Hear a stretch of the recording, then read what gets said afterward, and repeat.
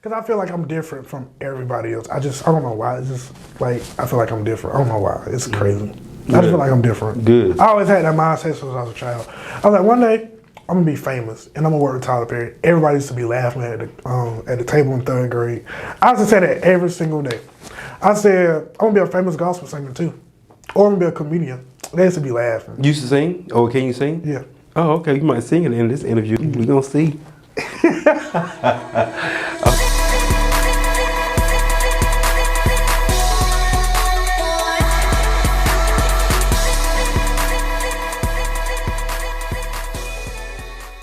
So I just started by saying your story is very inspirational. You know, I looked you up. I did my homework. You did your homework? I did my homework. Your story is very inspirational. To me, it's one that I think people really need to hear. Mm-hmm. Especially the people who follow you and only know you maybe by Miss Renee. Right. With that being said, tell me, who is Genesis? Who is Genesis? That's a good question. You know, people always ask me that question. I don't know what to say. Who is Genesis? Genesis is like this happy, well, I'm not a child no more. Oh my God, I'm 20. But you can be a child inside. For real? Yeah. Okay, well, Genesis is a happy person that's always smiling, that's always happy. That's who Genesis is. Mm-hmm. I like it. Honestly, there's a lot that I could talk to you about, because you've done a lot. But we ain't gonna be here all day, because I'll be here all day talking to you about everything you've done.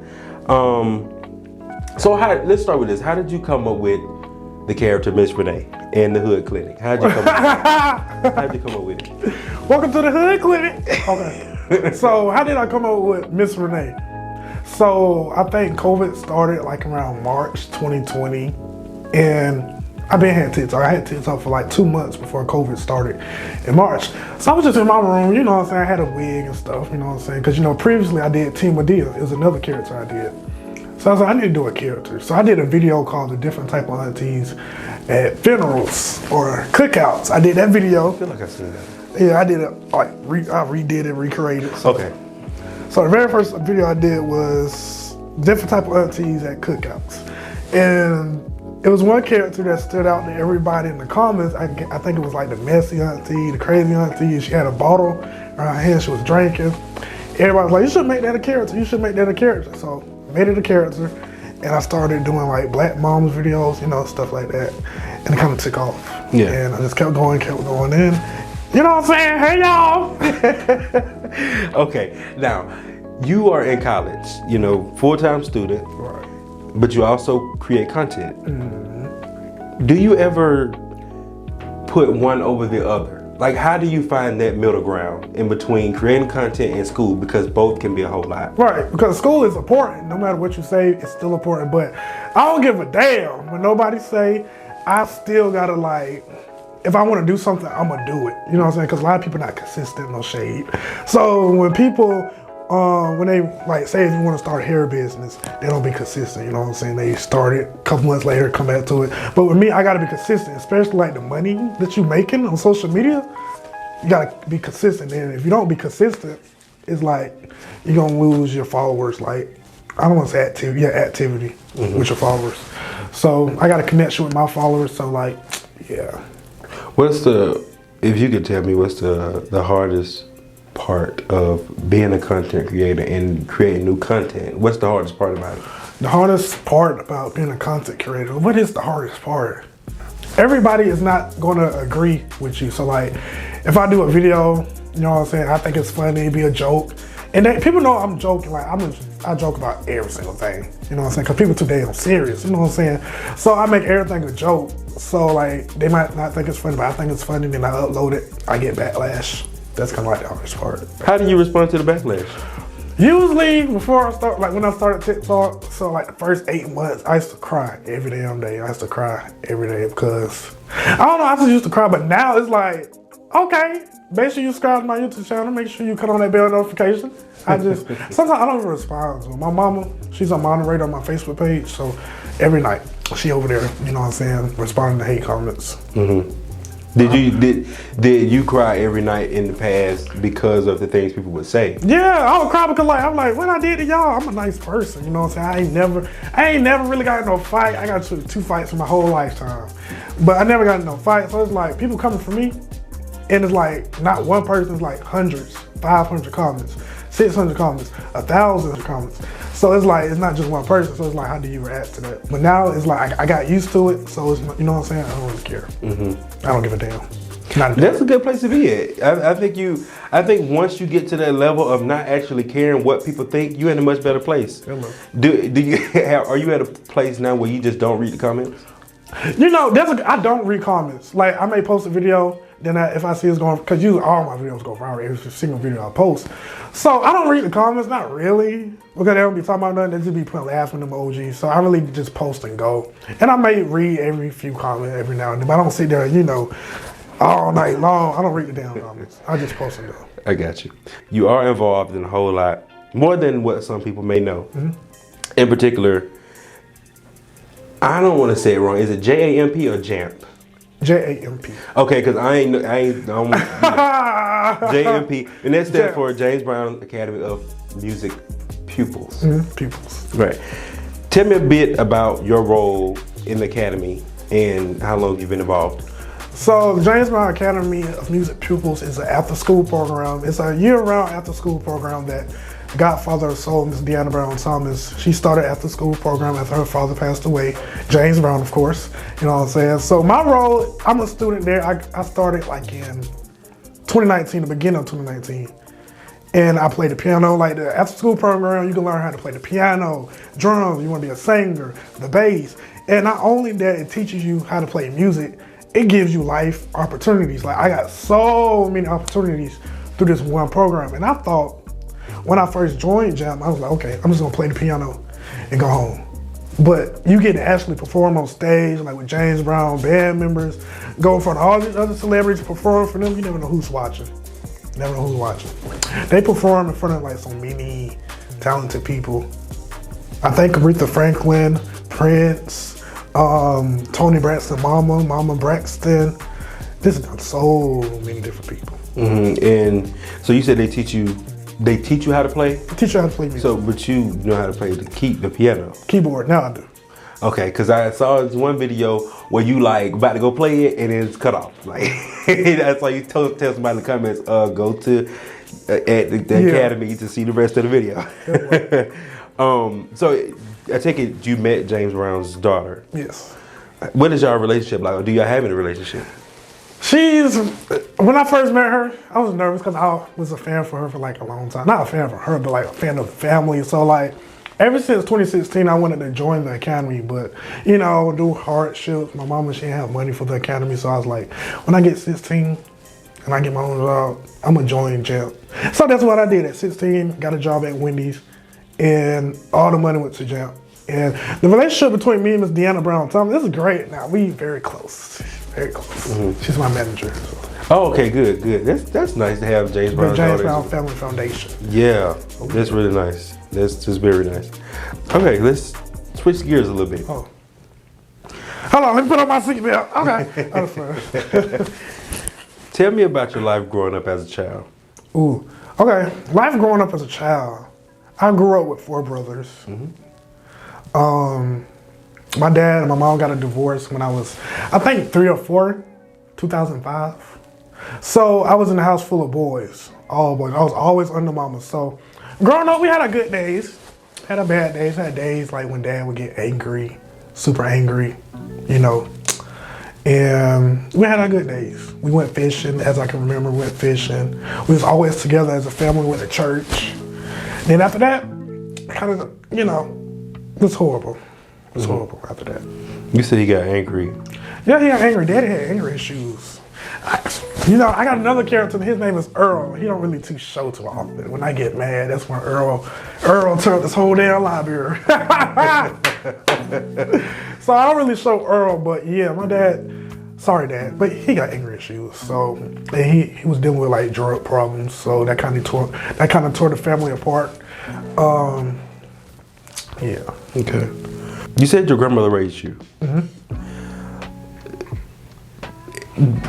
When you say raised, elaborate on it, because you said you were with your brothers and your mom. Okay. But then your grandma raised you. Like, was it a point in time where, like, you left your mom and went and lived with your grandma? Was that what it was? Well, when mom and dad got a divorce, 2005, 2006, I don't know. So we moved in with my grandma. It was a 2-bedroom apartment. My grandma had the biggest bedroom, and we had the back bedroom, and like that was the biggest bedroom of the house, as I can remember. And wait, what was the question again?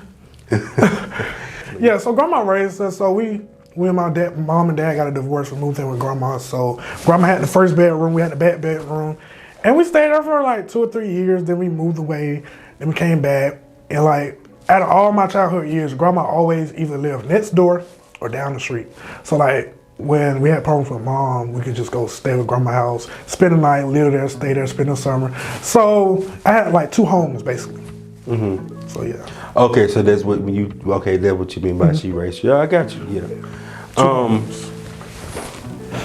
What was school life like when you were younger? School life, I used to get bullied a lot. Like we didn't have like clothes like everybody else. We had like different type of shoes. We used to wear the same clothes every day. You know how like at the beginning of the school year, like August time, people go like shopping for new clothes. I had the same clothes. Mm-hmm. I mean, there was times when, I'm not gonna lie, there was times when mama stood up, bought us 1 pair of shoes, 2 pairs of shoes, but after that, it was like, damn, I don't got what they got. So I used to get bullied all the time. Was that due to the divorce? Or yeah, because mama was a single parent raising 2 kids. My other 2 brothers, they moved in with my dad and they had their own little life story, but me, my mom, my brother kind of stayed together. And she was a single parent, you know, back and forth. Every year, like 6th grade, 7th grade, 8th grade, it was a new house. So like every school year we would have a different school. Like 6th grade, I'd be in one school, 7th grade, be down the street, South Carolina. 8th grade, be down here. So constantly moving. We finally got stable like when I was in 9th grade. Grade. At what point did you feel as though you were being bullied? When they used to go in the bathroom like at lunch, I used to pee. And they used to push me. And they'd be like, look at his shoes, And I was like, so? And I used to be like, so? And I used to cry. And I used to go to the guidance office. And they used to like always hit me in the bathroom. But then I stood up and Earl came out. And I used to fight back, and I'd be like, okay, yo mama, you know, just use your mama jokes. Yeah, after that, people ain't really boo with me after that. How long did that go on? Till like 5th grade, then everybody was like, oh, Jen crazy. Jen fight back. And he funny too, because I was a quiet kid. I didn't really show my character as much. So like at 5th grade, I was just myself, the class clown, so that's when it kind of all stopped, 5th grade. When did the bullying start? What started the bullying? What exactly if you can remember what started? I don't remember all of it. I wrote a book and it's coming out next year. It's called Life Behind My Smile. So it talks about all of this that we're talking about now. Bullying started when I used to play with baby dolls. Ken dolls, girl dolls, it don't matter. It don't matter the gender. And I used to put them in my book bag and I used to take them to school. And my brother, he would tell everybody, we'd be at breakfast and it'd be like everybody at the table. And they were like, look at my brother, he played with baby dolls, his gay ass. But you know, he would just be laughing. But I know that was just my brother, but other kids took it serious and they're like, Jen playing with baby dolls. Then I had bought a whole wig and a whole baby doll set in my book bag. But I wasn't gonna show nobody but my homegirl, you know what I'm saying? But then the whole school found out about it because the school was small. We grew up in Harlem, Georgia. So then the whole school found out about it and that's kind of when it started. Something that your followers may or may not know about you is that you are the Madea impersonator. And sure, I mean, you know, they have seen you in costume, but literally, if you go to Google and you type in the Madea impersonator, your name is the first thing that pops up. Mm-hmm. Let's get into this. Why Madea? And why was it so important for you to go back and teach others that it's not okay to bully anyone? So you said, why Madea? Yeah. Madea is a character that I grew up with, you know. Mom and that fried chicken, sit your ass down and watch this TV. It's a movie. When I seen a movie, it'd be Madea, constantly, every day. Every other day, it's a movie, stage plays, no matter what it was always TylerPerry. And I just thought that was a real female until I found out it was a male. Then I just kind of grew closer. I was like, she kind of funny. So over the years and years, I kind of became a fan of TylerPerry over the years. Then 2019, I was like, okay, since I got my own job now, finna buy me some YouTube lights, a camera, a phone, finna buy a wig, and finally, I get to dress up as Madea, something I always wanted to do. So I kind of did it. I dressed up like Madea for a parody for YouTube. And next thing you know, I went out, I just went in public dressed as Madea. Everybody went crazy. Then my little cousin was at home and he was talking about how he always get bullied at school. And like the teachers don't do nothing about it. So I was like, I'm gonna do something. I said, what can I do? And my auntie was like, you should go to school as Madea and talk to the kids about bullying. Then I went to my first school, took off. Took off. Now, you have crossed a hell of a lot of milestones and you've done some things that some people may not get a chance to do in this lifetime. In 2019, you get an invite to TylerPerry Studios. What was that phone call like? I mean, was it a phone call? Was it email? What was it? So in person, I was at James Brown Academy of Music Pupils. We was doing like a, it was after school that day, I can remember, and Miss Deanna kind of called me over to the side and she was like, I got something to tell you. I was like, what? I said, oh, what I did wrong. I think I messed up on the note. Then she was like, she was touching on me, she was like, she was getting all the cotton off. She said, you got a good suit at home? Then she was like, what you doing Sunday? I said, nothing. I said, probably just watching TV. Then she's like, oh, you got a suit? And I said, no, why? She said, I want you to come with me. My father's getting honored. So I was like, okay, event, okay, cool. Then she was like, but it's gonna be at TylerPerry Studios. I was like, oh, what? TylerPerry Studios? And I started crying because it's TylerPerry Studios. They just had a grand opening like 2 weeks before we got invited. And it was crazy. What was that like being in the presence of TylerPerry? Not only being in the presence of TylerPerry and so many great actors like Vanessa Williams and other many great people there. Not only TylerPerry, but being in TylerPerry presence, like, hold on, he looked like he do on TV, like, whoa. And I didn't want to move. I was like, oh shit, I go TylerPerry. I said, oh shit, he looking over. So it was like the very first time I met like my hero. So after that, I met him a couple other times, but it was that very first time I was like, oh shit, they go talk. That's talk. Oh shit. So that's how it was. When did you notice your following like starting to grow? Like, was it after this point or was it a little bit before this? Like when you started seeing your following just like taking off? So I did my video in March. My followers ain't really take off until like August 2019. I say around 50,000 followers. Then that's when it started taking off. Cause usually I'd be like, okay, one video go viral. Then you know how some people post a video, and their next video not gonna go viral, their next video probably 9 times out of 10 not gonna go viral. But with me, it was like as soon as I post, each video did good. I'm talking about 500,000, 100,000, 200,000. Then I say around maybe 50,000 followers, I was like, okay, I can really be consistent and keep this going.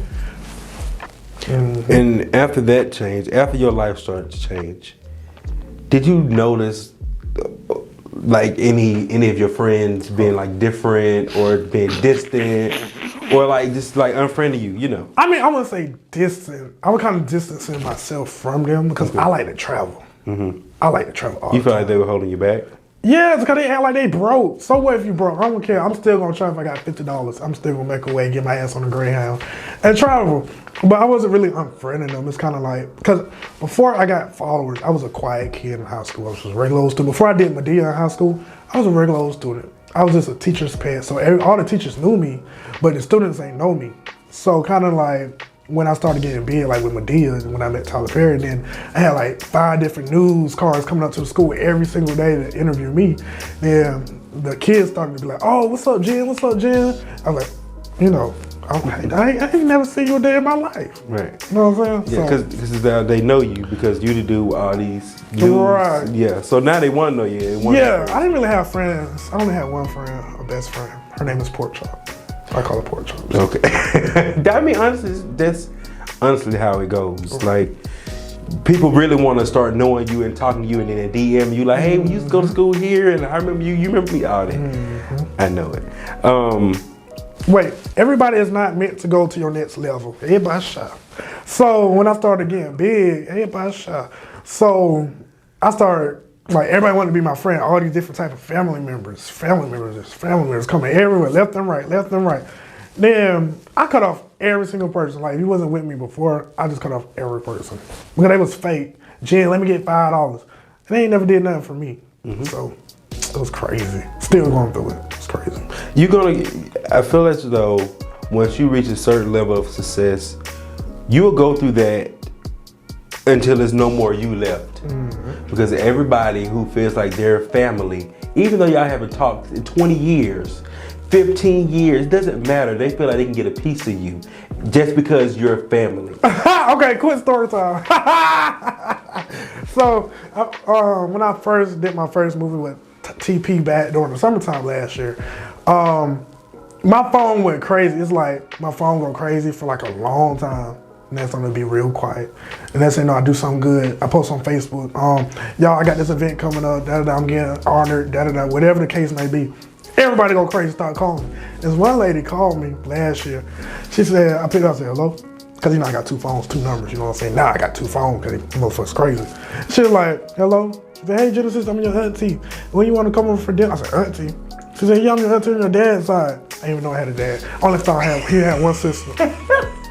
She said, I used to babysit you when you was little. Where you been at all these years? And all of a sudden you want to come out of the blue. Babysit. I said, oh, I'm busy. I said, oh, nice to meet you. Then I finally met her in person. I don't really know her, so I don't know her number. I don't know what she look like no more. That's how long I ain't see her. But she gonna come back. Yeah, they will always come back around. They will come back. Because y'all are related, so you are obligated in their head. Right. Obligated to do and give to them. It's just a part of their success. They were like, I'm your cousin. Okay. Right. Or I'm your brother that you never met. Okay, that's fine, brother. But once you get to a point, in your life where you know how you said the comments don't faze you, and you can see you see the comments as whatever now. Once you get to that same point in your life with people who are family, who come and say to you, "I'm your family." Once you get to that same point, it's like, okay, I got 1 million family members out here now, apparently. It just is what it is. Okay, so just 3 years ago, you were working at Wendy's. Did you ever think you see the day where people would follow you and know you? Man, yes. I knew that day before it even came. I was working at Wendy's. Not even Wendy's, like in 9th grade. I got a video right now. Hey y'all, thank you. It'd be nobody right there. Everybody like, what the fuck he doing? But I just be joking around, like, thank you. You know, I just be acting like that. I already see myself, because I feel like I'm different from everybody else. I don't know why. It's just like, I feel like I'm different. I don't know why. It's crazy. I just feel like I'm different. Good. I always had that mindset since I was a child. I was like, one day, I'm gonna be famous and I'm gonna work with TylerPerry. Everybody used to be laughing at the table in 3rd grade. I used to say that every single day. I said, I'm gonna be a famous gospel singer too. Or I'm gonna be a comedian. They used to be laughing. You used to sing? Or can you sing? Yeah. Oh, okay. You might sing it in this interview. We gonna see. Okay. So before this sit down, I asked you, was there anything you'd like me to touch on specifically? And there was honestly so much that's going on in your life that you could have said anything. You've been on the news, you've been on radio stations, you've been on the Shade Room, and a whole lot of stuff I haven't named. But your response to me was so humbling. You said, my grandmother's death. She raised me. She was my best friend, and I lost her. Tell me about her.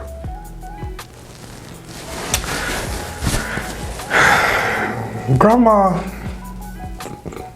she was always there for me and my brother. I'm sorry.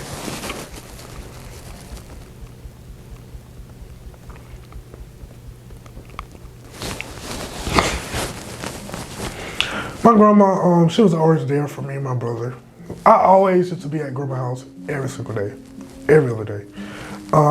So grandma had got sick in 2020. Around the summertime, like when I started getting like real famous on TikTok, I had like 200,000 followers at the time. And I had a dream that somebody died. And in the dream, it was a casket that was closed. And I walked in the church.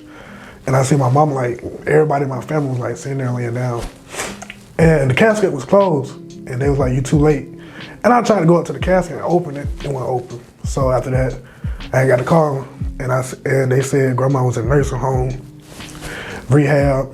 and she finna be coming home soon. So I took that, I was like, okay, I think grandma is in her last days. So I quit my job at Wendy's. I was already starting to make money on TikTok. So, you know, quitting a job, that wasn't nothing to me. Quit my job, and I started being consistent more on TikTok.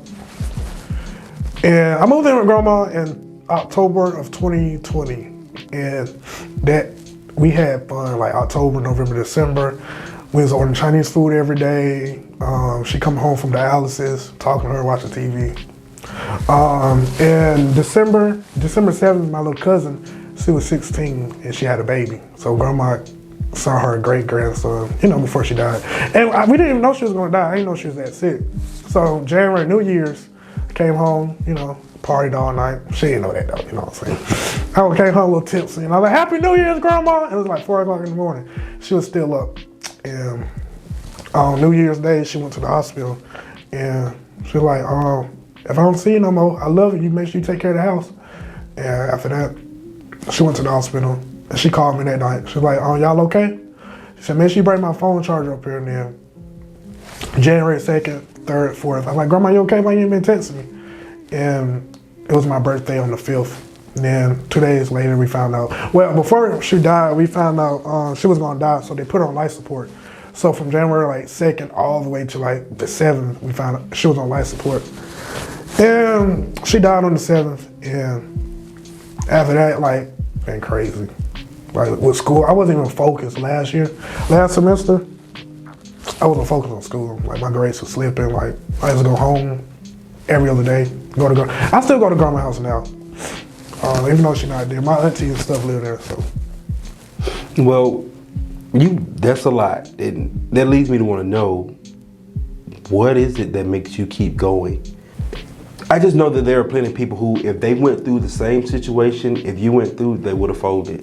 They wouldn't be creating that, and they couldn't walk. Mm-hmm. What makes you keep going? Not only that, all the attention that I can get, not only the attention that I'm getting now, I just don't want to end up like some people. I'm gonna keep it real with you. I don't want to end up like some people in my family, no shade. Like I said before, I just feel like I'm better than, I don't want to say better than everybody, I just feel like I can do so much with my life. I'm talented, I can play the piano, I can sing, only at funerals, so don't ask me to sing. I know how to do so many different things, and I see myself doing so many different things, so it's like, that's my motivation, that's my force. And then tomorrow isn't promised, you know what I'm saying? There's nowhere in the Bible that says you're gonna live forever. Tomorrow is a promise, don't nobody know when they could die. We could die right now, you never know. During this interview, you never know, just being honest. Please don't say that. Please don't say that. So, okay. What's coming up next for Genesis? What's coming up next for me? It's a new year, 2022, you know, so, you know, got a little extra coin. I've been doing some gigs, I've been doing some acting gigs, commercials, so, you know, I got some extra coin. I got some photo shoots coming up, I'm working on stand-up comedy. It's the biggest thing that my main focus is on right now. Stand-up comedy is my biggest main focus. So, that's good. How is that going so far? Stand-up comedy? Mm-hmm. Oh, I haven't started yet, so it's kind of like... Okay, you about to get in tune to it and focus on it. Gotcha. And promote it. So it's coming out, so I haven't even released it yet, so Well, it's been a pleasure. You're always welcome here. If you want to have something to say, anything, just let me know. Have a sit down. Appreciate it.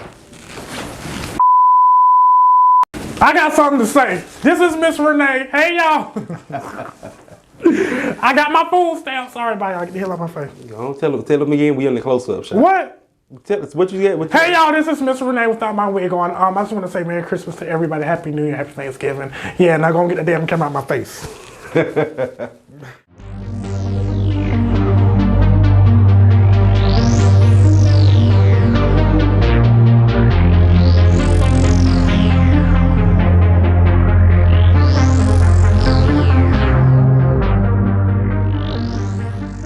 You said you was in the hospital. Mm-hmm. You was in the hospital from the end of 2021 to the beginning of 2022. Mm-hmm. What happened? So I'm gonna go ahead and talk about it. I like to keep stuff a secret. I mean, I told my live. Maybe it was about 300 people on there. I still told them, but I haven't really told everybody, but I'm gonna just go ahead and be honest because I have a bullying organization. So I'm gonna tell you that situation I was in, and I'm gonna go ahead and go to high schools, different schools, and talk to the kids about being laced. I was laced. You know what that is? Mm-hmm. You know what that is? I do. No, you don't. I do. What is it? When they lace your weed. Yes, I was laced. With a different, with a... It could be whatever, you know, glass, embalming fluid. It could be whatever, catnip, whatever. So I was laced, you guys. I was laced. I don't smoke every day. I hit it one time. I ain't gonna lie, I had a party here at college. I had my very first party. I hit the weed, it was so good, I cleaned up my room. I did like 3 papers. So I was like, okay, I'm gonna do it again. But this time I went back to my hometown, Augusta. Did it, was laced, forgot my memory. They kept me in the hospital. And yeah, so you know, I don't really smoke. I don't smoke at all. You done with it now? Yeah, I'm done with it. I never really wanted to smoke. I just did this to be with everybody else. Yeah, we need you here because that could take you out, and they're putting fentanyl and stuff, and that's killing people. Yeah. Hello. So yeah. So we don't need another one of those. Right.